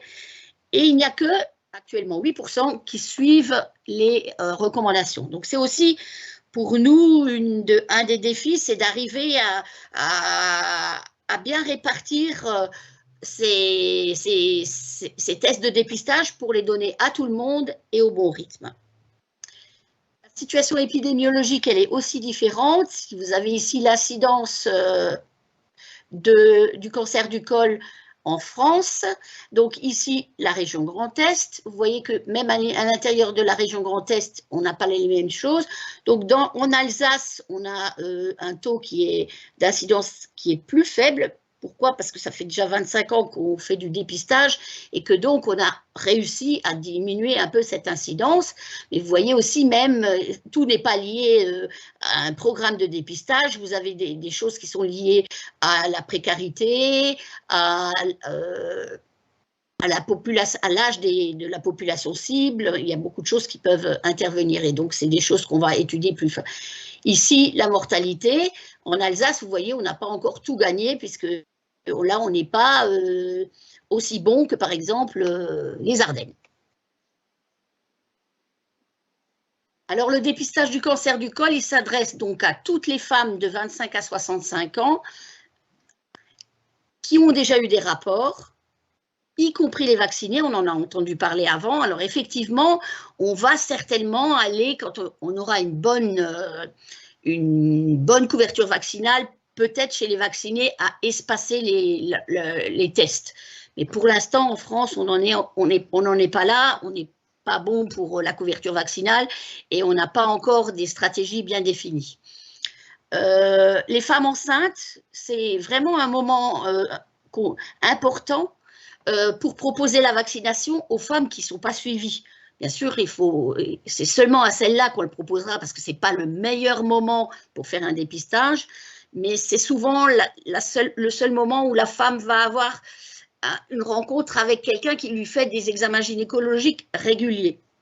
Donc, peut-être que c'est là qu'on peut lui proposer. C'est maintenant proposé dans le carnet de maternité. Les femmes qui ont des sexualités différentes, les homosexuels et les transsexuels sont aussi à risque tant qu'elles ont des utérus, mais elles ne viennent pas forcément. Donc, on peut leur proposer, si on connaît, de faire ce dépistage. Alors, les exclusions, c'est définitif, c'est juste les hystérectomies totales. Quand on n'a plus de col, on ne fait plus de dépistage. Par contre, si l'hystérectomie a été faite pour une lésion précancéreuse ou a trouvé une lésion précancéreuse, on fait du suivi, mais ce n'est pas dans le cadre du programme de dépistage. Les handicaps sévères, c'est vrai que les femmes qui sont vraiment dans des masses et qui ne sortent pas de leur lit et qui n'ont pas de rapport sexuel, ce n'est pas la peine de leur proposer ce dépistage. Mais bien sûr, beaucoup de femmes qui sont en situation de handicap méritent d'avoir un dépistage et il faudra trouver des solutions pour pouvoir leur faire. Il y a des exclusions temporaires, par exemple une maladie intercurrente. On a eu les femmes qui ne veulent pas faire des dépistages actuellement parce qu'elles ne veulent pas aller à l'hôpital parce qu'elles ont peur du Covid. On essaye quand même maintenant pour ça, puisque ça dure assez longtemps, de leur dire qu'il faudrait quand même qu'elles y pensent peut-être. Mais c'est vrai qu'il y a des moments, si la femme vient de perdre son mari, un épisode de deuil, il y a des moments où ce n'est pas le moment, quoi. Donc on peut effectivement retarder le prélèvement. Et puis alors bien sûr, des prélèvements impossibles ou injustifiés. Quand on fait des invitations aux femmes jeunes, on a toujours un peu des réponses. Il y a toujours des femmes qui n'ont pas encore eu de rapport. On tape un peu là où ça fait mal et donc c'est pas toujours facile, mais on leur dit que quand elles commenceront à avoir des rapports, il faudra qu'elles en parlent lors d'une prochaine consultation et bien sûr pas téléphoner tout de suite le premier jour pour dire qu'elles ont eu des rapports. Voilà, donc, et c'est vrai qu'il y a d'autres femmes à qui on ne peut pas difficilement faire des frottis. Peut-être que ça vaut la peine, si c'est pour un problème de vaginisme important, de les envoyer à un spécialiste qui pourra quand même faire ce test de dépistage. Alors comment, donc on va faire les tests, on verra les tests et les recommandations, et puis comment on a réussi à faire une organisation. Alors les tests, donc, dans la grande majorité des cas, ils sont faits sur un prélèvement cervico-utérin réalisé par un médecin ou une sage-femme, puisque c'est un acte médical en milieu liquide et qui est agréé pour la recherche de nucléotides viraux. Donc, ce qui permet de faire, pour un test de cytologie, un triage, si par exemple on a un ascus ou une atypie glandulaire d'origine indéterminée, et sur le test HPV, surtout, de faire le triage par la cytologie. Donc, c'est bien de le faire. Et donc, c'est le même test. D'un côté, on ira voir au microscope et c'est la cytologie. De l'autre, on mettra dans un automate avec une trousse compatible pour la recherche d'HPV. Donc, les trousses, elles sont sur une liste qui est parue sur le site du Centre national de référence des HPV avec les différents milieux qui sont validés pour les trousses. Et ça, les laboratoires peuvent y avoir accès très facilement. Alors, je sais qu'il y avait une question sur l'autoprélèvement. Actuellement, c'est une modalité qui est alternative, qui est proposée dans le cahier des charges pour les femmes qui ne se feraient pas dépister. Seulement l'autoprélèvement vaginal, pas l'urinaire, même si il y a pas mal d'études là-dessus, mais ce n'est pas encore validé. Mais l'INCa va publier un référentiel pour dire dans quelles conditions on peut utiliser cet autoprélèvement, et, avec quel dispositif, avec quelle trousse et pour qui. Et c'est seulement après qu'il y aura un remboursement par l'assurance maladie. Donc pour l'instant, l'autoprélèvement, ce n'est pas, disons, en dépistage individuel. Les recommandations françaises qui sont parues récemment, donc pour les jeunes femmes de 25 à 29 ans, on fait un dépistage cytologique. Pourquoi on ne fait pas un test HPV? Parce que le test HPV, il a beaucoup d'avantages, il est beaucoup plus sensible, mais il détecte il est sensible et donc du coup, il fait aussi des faux positifs. Or, chez les jeunes femmes, elles sont très proches disons, du moment des rapports contaminants, elles ont peut-être encore une sexualité plus active et donc si on faisait tout de suite un test HPV, on aurait trop de positifs, on serait à 15-20%, même si après on fait un triage, on ne peut pas penser à ça. Et donc chez elles, on peut encore faire, disons, de la cytologie. On va faire 2 examens cytologiques à 1 an d'intervalle et puis un nouveau dépistage. Donc si les 2 premiers étaient normaux. Alors le nouveau, ça dépend de l'âge. Si on est en dessous de 29 ans, on fait encore une troisième cytologie. Sinon, ben, on passe tout de suite au test HPV qui, lui, va être utilisé entre 30 et 65 ans. Et donc, lui, il sera fait donc après 3 ans après la dernière cytologie, donc on ne fait pas, on n'attend pas 5 ans et on n'attend pas non plus, on ne le fait pas tout de suite dès l'âge de 30 ans si on vient de faire une cytologie à 29 ans. Et puis après, si jamais il n'y a pas eu d'examen cytologique avant, à partir de 30 ans, on commence avec le test HPV qu'on fera tous les 5 ans s'il est négatif. Et s'il est positif, on fera toujours un triage. Alors, les 2 bornes 25-65 ans, je sais que ça pose un peu parfois des problèmes. Donc, 25 ans, c'est bien sûr qu'on a déjà de l'HPV et des rapports avant, mais si on faisait des traitements sur les lésions qu'on observe, on en ferait beaucoup trop. C'est un âge où les lésions même de CIN3 qu'on pourrait trouver régressent bien encore et donc ce n'est pas important de commencer avant. Par contre, si on commence très tôt, d'abord, on va angoisser des femmes, on va trouver beaucoup de CIN1, c'est-à-dire des lésions qui ne sont pas très importantes, et parfois les traiter, donc c'est des femmes qui n'ont souvent pas encore eu leur première grossesse. Donc après, on s'arrête à 65 ans si on a une immunité qui est bonne, c'est-à-dire qu'on a eu tout le temps des tests HPV qui étaient toujours normaux. Si la femme n'a pas fait un dépistage régulier, et qu'on l'invite, par exemple, nous, entre 60 et 65 ans, on fera 2 tests avant d'arrêter la surveillance. Et pareil, si quelqu'un avait des lésions, elle est sortie du dépistage et là, elle sera suivie au rythme que préconise son gynécologue. Alors, les acteurs clés donc, de ce programme, ben, ce sont les gens qui vont pouvoir prescrire et prélever les prélèvements cervico-utérins et les tests de dépistage, bien sûr les gynécologues, mais actuellement, certaines femmes rencontrent des difficultés à en voir, et puis, ce n'est pas non plus forcément nécessaire pour le dépistage pur. Donc, je crois qu'il y a des médecins généralistes qui font des frottis, ou qui peuvent envoyer chez quelqu'un. Et puis, les sages-femmes, comme vous le disiez, Madame Klein, qui font actuellement beaucoup de suivi gynécologique.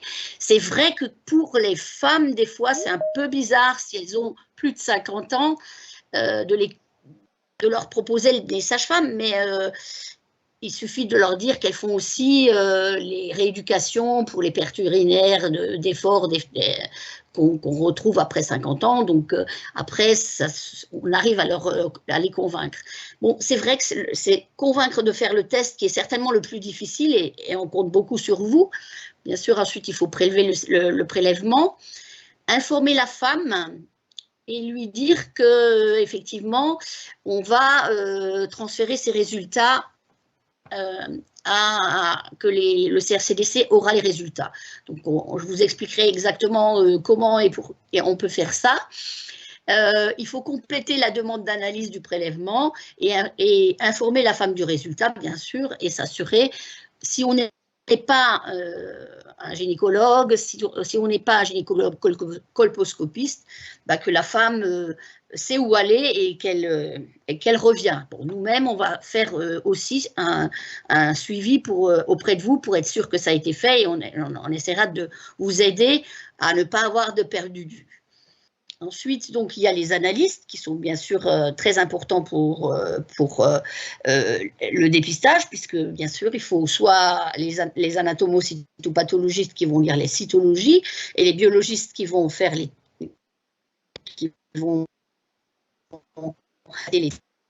résultats. Et puis bon, le suivi, bien sûr, pour les ACP, c'est aussi les examens histologiques, les traitements.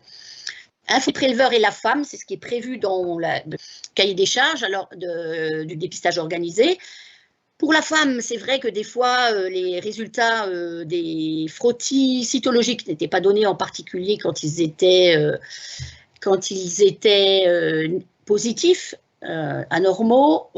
L'INCa a prévu des courriers. Si ça vous intéresse, on peut vous envoyer les courriers qui permettent, disons, juste de dire ben, vous avez une anomalie à votre frottis, il faudrait consulter. Et puis donc les analystes, c'est eux qui vont nous transmettre les données informatisées pour qu'on puisse faire le recueil de données, savoir qui est effectivement dépisté et qui ne l'est pas pour pouvoir envoyer les invitations. Alors, le film, vous l'aurez après. La feuille de demande d'examen, donc là, c'est une feuille qui est tout à fait, disons, qui est un spécimen. Donc, mais simplement, on a distingué les femmes de moins de 30 ans, les femmes de plus de 30 ans, et on demande de cocher si on veut faire un frottis, normalement, aussi, ben, l'avoir l'HPV si c'est un ascus, et pareil pour le test HPV, la cytologie, si c'est positif pour pouvoir trier.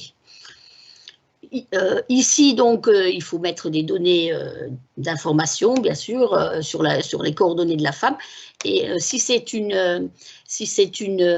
invitée, on mettra l'étiquette qui figure sur l'invitation. La prise en charge, elle est à 100% pour les femmes qui sont invitées, mais on en parlera un peu après. Et donc là, les mentions légales que je vous ai réécrit en gros.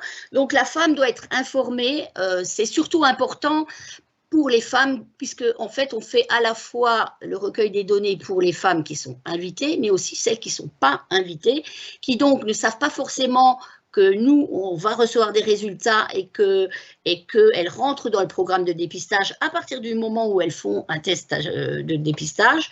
Et donc, il faut qu'elles reçoivent un dépliant, que je vous montrerai tout à l'heure, qui va vous être fourni normalement par les analystes, en même temps qu'ils vous fourniront le matériel de prélèvement. Et puis, donc, mais il peut très bien être donné par la secrétaire, ce n'est pas forcément vous. Et puis vous, que vous informiez, oui, on va transmettre ce résultat. Et dans le film que je vous ferai passer, M. Baldoff vous montre ce qu'il dit lui, et ça prend 59 secondes. Donc, vous voyez, ce n'est pas quelque chose d'impossible à faire.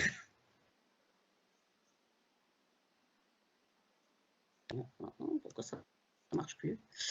Donc, les missions du CRCDC, c'est de faire les fichiers de la population cible à partir des données qui nous sont envoyées par les caisses d'assurance maladie, qui nous envoient la population et qui nous envoient aussi ce qu'ils ont remboursé en actes. Donc, on sait on envoie les invitations, on fait aussi le suivi, donc on vous a dit pour les positifs, pour que les femmes soient invitées ou non, et on vous informe, et c'est ce qu'on fait aujourd'hui. Donc les invitations, c'est les lettres que vous allez recevoir comme ça, on invite par tranche d'âge, la prochaine fois qu'on va inviter, là c'est en septembre, et donc les étiquettes, elles sont à ce niveau-là, et s'il faut donc mettre l'étiquette comme ça, sur la grande, sur la fiche, et la petite sur le tube. Et voilà, donc ensuite, non, j'arrive plus à passer. Je suis coincée. Faut que vous décliquiez là, il faut pas. Ouais, voilà. Non, mais voilà. En pratique pour les femmes, donc, la femme se rend chez le gynécologue, le médecin généraliste ou la sage-femme, donc de son choix, il n'y a pas de qu'elle soit invitée ou non. Donc c'est le préleveur qui va informer la femme. Il y a des affiches que je vais vous montrer pour l'information. Et puis ensuite, donc le préleveur l'envoie donc chez le pathologiste ou le biologiste, et c'est lui qui va informer tout le monde, y compris nous. Et en cas de test positif, on va faire un suivi. Voilà donc le dépistage, c'est cette affiche que on vous invite à rechercher sur le site de l'INCa et que vous pouvez mettre en salle d'attente, et le dépliant, le voilà, c'est lui qui sera remis aux femmes et qui permet de leur expliquer l'avantage du dépistage et aussi de les prévenir encore une fois du fait qu'elles rentrent dans le programme, que leurs données sont informatisées. Ça, c'est les lois du RGPD. Donc actuellement, donc on en est actuellement à 4 départements qui ont déjà commencé en 2019, ça faisait 60% de la population. On a rajouté l'Aube à partir du mois de juin. Et il reste pour cette année, donc à partir de novembre, on aura la Meurthe-et-Moselle, donc c'est un peu centrifuge, et on aura encore après les 4 départements qui restent en début 2022, et on devrait être donc là sur tout le Grand Est. Voilà, c'est un défi pour notre région. Le dépistage a fait ses preuves, et avec le test HPV, on pourra un peu espacer les prélèvements, et c'est ce qu'on dit aux dames qui n'ont pas répondu à la première invitation. Souvent, elles sont dans la tranche d'âge à l'heure actuelle du dépistage par HPV, donc elles n'auront pas à le faire trop souvent. On pourrait arriver à diminuer la mortalité de 30%, et on espère beaucoup en votre collaboration. Bonjour à tous, je suis gynécologue obstétricien à Charleville-Mézières, et on m'a demandé de parler du retour d'expérience suite au déploiement dans les Ardennes du dépistage organisé du cancer du col de l'utérus. Alors les chiffres sont les chiffres de 2019 que m'a fourni Jean Botekiki, et donc il s'agissait de la tranche d'âge de 50 à 65 ans, puisqu'on a commencé par les dames les plus âgées qui vont sortir du dépistage pour ne pas qu'il y ait de perte de chance. 74% ont été invités, et le taux de participation est de 17,1%. Ce sont des femmes à adresse exacte, sans motif d'exclusion, non décédées. Et donc, on a l'impression comme ça que c'est un chiffre qui est assez faible, mais cependant, je vous rappelle que les femmes qui ont été conviées, c'est les femmes qui n'ont pas eu de frottis depuis 3 ans. Et donc, c'est plutôt la partie de la population qui était réticente au dépistage. Donc, c'est quand même pas un trop mauvais chiffre. Donc, les tests cytologiques ont représenté 87% contre 12% pour les tests HPV d'emblée. Mais je vous rappelle que les recommandations pour les tests HPV ne datent que du 30 juillet 2020. Et donc, en 2019, il n'y avait pas de recommandation pour réaliser le dépistage par le test HPV. Suivante. Voilà, alors voilà les résultats sur les tests cytologiques. Test non satisfaisant 1,2%, test non suspect 94,6%, test revenant ASCUS, et je vous rappelle qu'ASCUS, c'est atypie de cellules malpighiennes de signification indéterminée. C'est-à-dire, en gros, peut-être bien cuit, peut-être qu'il y a quelque chose, peut-être qu'il n'y a rien. Elle représente 2,1% des frottis, mais je vous rappelle quand même que dans une étude, je crois que chez nos amis de Strasbourg, 6 à 10% des ASCUS étaient au moins des lésions de CIN2. Donc, ce n'est pas parce que c'est ASCUS qu'il n'y a rien. 0,07% étaient des ASCASH. ASCASH, c'est une lésion ne permettant pas d'exclure une lésion malpighienne intraépithéliale de haut grade. 1,5% étaient des LCIL, lésions malpighiennes intraépithéliales de bas grade. Et 15 à 20% des LCIL sont au moins des lésions de type CIN2 et plus. Donc là aussi, LCIL, ce n'est pas nécessairement quelque chose de bénin. Il faudra passer par la colposcopie pour distinguer les lésions bénignes des lésions un peu plus sévères. 0,3% étaient des HSIL, 0,01% des cancers et 0,02% des atypies glandulaires. La suivante.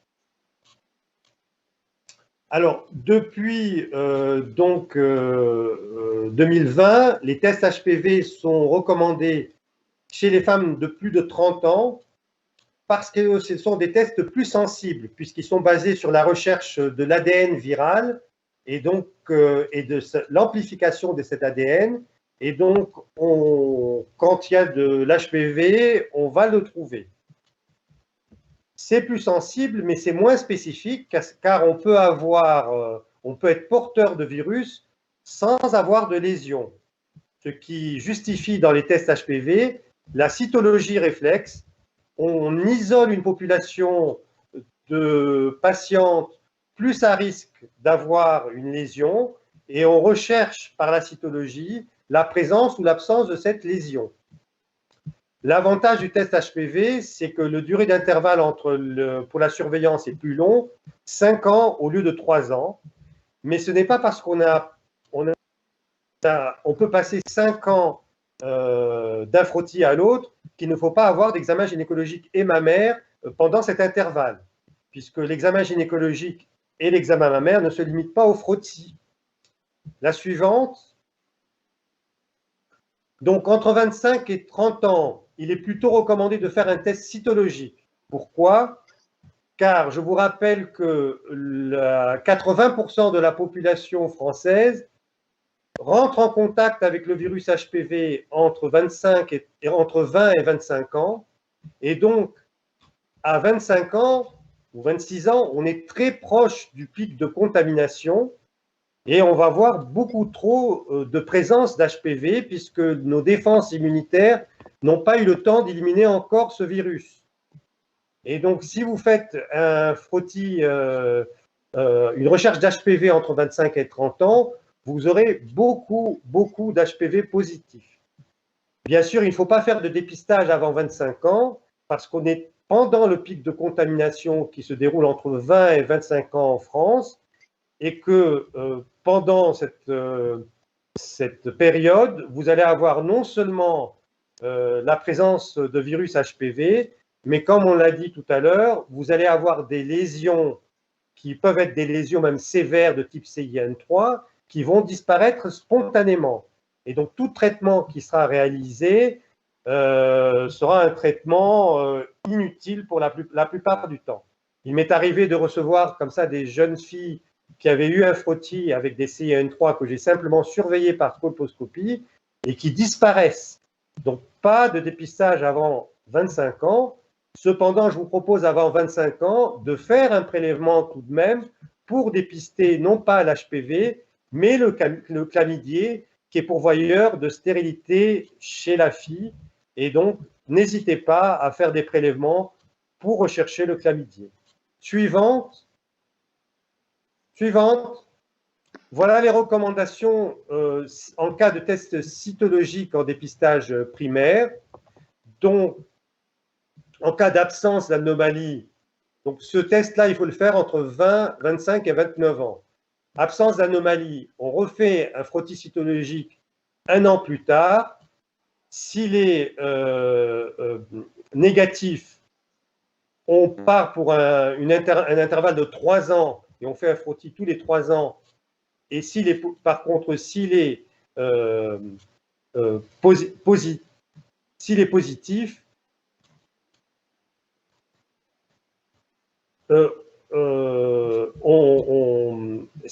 ça dépend de la positivité.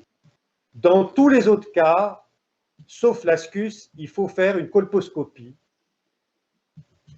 que ce soit le LCIL, l'ASCASH, le HCIL ou même l'AGC, malgré les recommandations qui disent qu'on fait un test HPV. Je pense qu'il faut faire une colposcopie dans tous les autres cas. Seul le frottis revenant ascus mérite une vérification de la présence ou l'absence de virus, En cas de présence du virus, on fait une colposcopie. En cas d'absence de virus, on fait une cytologie 3 ans plus tard. Suivante. À partir de 30 ans, on propose plutôt un test HPV. S'il est négatif, on fait un deuxième test HPV 5 ans plus tard. S'il est positif, il faut faire une cytologie réflexe parce que ce n'est pas parce qu'il y a du virus qu'il y a des cellules anormales.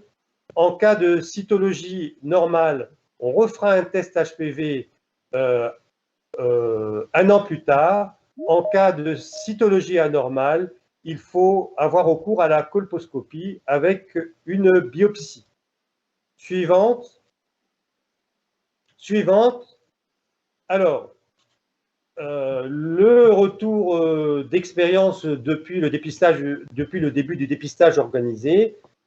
Effectivement, le nombre de colposcopies a beaucoup augmenté en raison du test HPV, qui est plus sensible, malgré le fait qu'il y ait un test cytologique réflexe qui est supposé améliorer la spécificité et de sélectionner les patients qui ont des cellules anormales.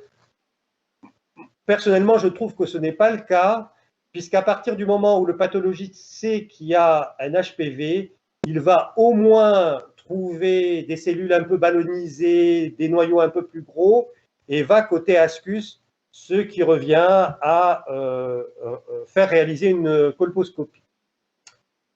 Il y a quand même beaucoup d'explications à donner, malgré le film qu'on va nous passer sur le consentement pour l'archivage des résultats par le CRDC, puisqu'il faut même avertir les patients qui n'ont pas reçu de convocation et qui vont bénéficier d'un frottis habituel, puisque maintenant, tous les frottis de la région sont archivés au sein de l'organisme de dépistage régional et il faut donc prévenir toutes les patientes. C'est bien d'expliquer, mais ça fait perdre du temps, surtout qu'il y a des questions qui sont posées et donc un dialogue qui s'engage. Il faut aussi informer le centre de dépistage quand on a des tests positifs. C'est un plus puisque le CRDC va s'assurer du suivi en cas de perte de vue. Des patientes qu'on n'arrive pas à joindre et qui ont un CIN3 vont être recherchées par l'organisme de dépistage et en principe trouvées. Donc c'est bien, mais là aussi, ça nous oblige à remplir des papiers pour informer le CRDC du suivi. Autrement, les frottis se passent bien puisque la majorité des patientes, comme je vois personnellement, sont suivies et déjà connues par nous et elles arrivent avec simplement, si elles n'ont pas eu de frottis depuis 3 ans, leur convocation. Je trouve quand même qu'il y a un certain nombre de patients qui n'ont pas eu de frottis depuis 3 ans et qui n'ont pas été convoqués, même dans la tranche d'âge concernée. Je ne suis pas certain que les fichiers fournis par la Sécurité sociale soient exhaustifs. Non, voilà. Du point de vue des patientes, pour la grande majorité, il n'y a pas de problème. De plus en plus, quand elles reçoivent leur convocation, même si elles sont suivies par un gynécologue et qu'elles ont des difficultés à avoir un rendez-vous assez rapide, elles consultent soit leur médecin traitant pour les médecins traitants qui réalisent des frottis et dissocient ainsi le dépistage du frottis de la visite gynécologique qu'elles tiennent à avoir quand même, ou alors elles vont voir les sages-femmes de ville et là aussi, elles reviennent nous voir pour une visite gynécologique alors qu'elles ont eu leur frottis par les sages-femmes. Le test HPV est très bien perçu, mais nécessite des explications là encore, puisque c'est nouveau. On est quand même aidé dans les Ardennes, puisqu'il y a quelques années, nous avions réalisé l'étude START HPV, qui a consisté à faire une étude par la recherche d'HPV. Et mes patientes s'en souviennent, ils me disent « Ah, docteur, vous m'aviez déjà expliqué ça il y a quelques années où j'étais rentré dans l'étude Start HPV ». Merci de votre attention avec une belle image de notre belle place ducale du XVIIe siècle à Charleville. Merci à vous. Merci beaucoup. Alors, je suis désolée, on est déjà en retard, hein, mais on a effectivement beaucoup de questions sur le dépistage. Alors, on va essayer malheureusement d'en sélectionner quelques-unes. Et puis, comme je vous le disais tout à l'heure, on répondra à toutes les questions par écrit. Alors, faut-il commencer avant l'âge de 25 ans le dépistage par frottis chez une fille de mère porteuse d'un papillomavirus oncogène au moment de l'accouchement? Peut-être que je peux proposer aux intervenants de mettre leur caméra pour que ce soit plus agréable. Je ne sais pas comment on fait. Alors, bon, voilà. Très bien, Muriel. Je redis la question, c'est bon? Oui. Non, mais à mon avis, le portage d'HPV par la mère ne contamine pas la fille au niveau vaginal. C'est plutôt des problèmes, ça se passe c'est la papillomatose laryngée du nouveau-né avec une contamination surtout lors de condylomes très florides et très, très importants. Mais je pense pas qu'il y ait des contaminations que je sache. Il n'y a pas de contamination vaginale de la fille qui naît d'une mère porteuse d'HPV, à ma connaissance. Donc, je ne pense pas que ça doit changer les choses. D'accord. Encore une fois, si on recherche l'HPV entre 20 et 25 ans, on va en trouver plein. Il faut donner le temps à la nature, enfin à nos défenses immunitaires, de se mettre en route et d'éliminer ce virus. Dans 90% des cas, les gens qui ont été contaminés entre 20 et 25 ans vont éliminer par leur défense immunitaire propre ce virus et il n'y en aura pas après. Alors, et curieusement, quand on suit des patients qui ont, par exemple, une baisse des défenses immunitaires, soit à cause de greffe, soit à cause d'une chimiothérapie pour un cancer, on voit réapparaître ces virus qu'elles n'avaient pas avant. Vous voyez, ils restent quiescents, inactifs et peuvent réapparaître au cours de la vie en fonction des aléas de la vie. D'accord, merci docteur Merab. On a une question sur les âges de frottis. Hein. Donc si on regarde la conduite à tenir en matière de dépistage, on fait un frottis à 25 ans, le deuxième à 26, le troisième à 29. Alors qu'en est-il pour le suivant? Est-ce que c'est à 30, à 32, à 34? 3 ans plus tard, je ferai à 32 un HPV. Et alors, si on regarde lors d'une consultation gynécologique annuelle de prévention, donc voilà, elle vient tous les ans, c'est une jeune femme de plus de 30 ans qui a un suivi régulier. Est-ce qu'on doit proposer systématiquement un premier prélèvement typage HPV, même si le précédent frottis a moins de 3 ans? Je pense que ça n'a pas beaucoup d'importance. Le typage par HPV est plus sensible, c'est-à-dire qu'il va sélectionner une population à risque bien mieux qu'avec le frottis cytologique. Il y a des erreurs sur les frottis cytologiques, il faut des anapathes entraînés et on peut ne pas voir certaines choses, alors que la présence de virus va être pratiquement toujours détectée quand on va la rechercher. Donc, ça permet d'isoler une population et de savoir que cette patiente qui est porteuse encore de l'HPV doit être mieux surveillée. Voilà. Et alors, est-ce que vous pouvez juste faire une explication par rapport aux femmes enceintes? À quel moment de la grossesse est-ce mieux de faire un test de dépistage? Est-ce que c'est toujours en postpartum comme c'est Non. Écoutez, il y a des femmes, moi j'ai vu des cancers du col chez des femmes qui sont venues accoucher plusieurs fois et qui n'ont jamais eu de frottis. Elles ne reviennent pas après l'accouchement. C'est une population qui ne se fait pas suivre. Il faut profiter du fait qu'elle soit enceinte à la première consultation de grossesse pour lui faire un frottis. Sinon, on ne les aura pas nécessairement dans le postpartum. Et j'ai vu plusieurs fois des cancers chez des femmes qui ont accouché 4, 5, 6 fois et qui n'ont jamais eu de frottis pendant leur grossesse. Elles ne sont jamais revenues après. Voilà, donc faites des frottis pendant la grossesse chez ces patientes parce que sinon, c'est l'occasion idéale pour leur faire le frottis. Parfait. Docteur Fender, est-ce que vous attendez un rôle particulier des centres d'examen de santé dans la prévention? Est-ce qu'il y a des partenariats possibles à mettre en place? De toute façon, les centres d'examen de santé, souvent, voient quand même des femmes qui sont un peu plus éloignées du soin en général, c'est-à-dire que ce sont souvent des femmes en situation plus précaire. Donc souvent, l'intérêt, c'est déjà les femmes qui sont habituellement là, c'est de leur proposer le dépistage en fonction de leur âge, si c'est possible. Et effectivement, souvent, il y a un laboratoire sur place ou un laboratoire avec qui on travaille, et donc on peut faire ça. Et effectivement, on peut prévoir peut-être d'informer le personnel ou les médecins sur place, ils sont un peu moins au courant de comment se passe le dépistage et quelles sont les mesures pour rentrer dans le programme, disons.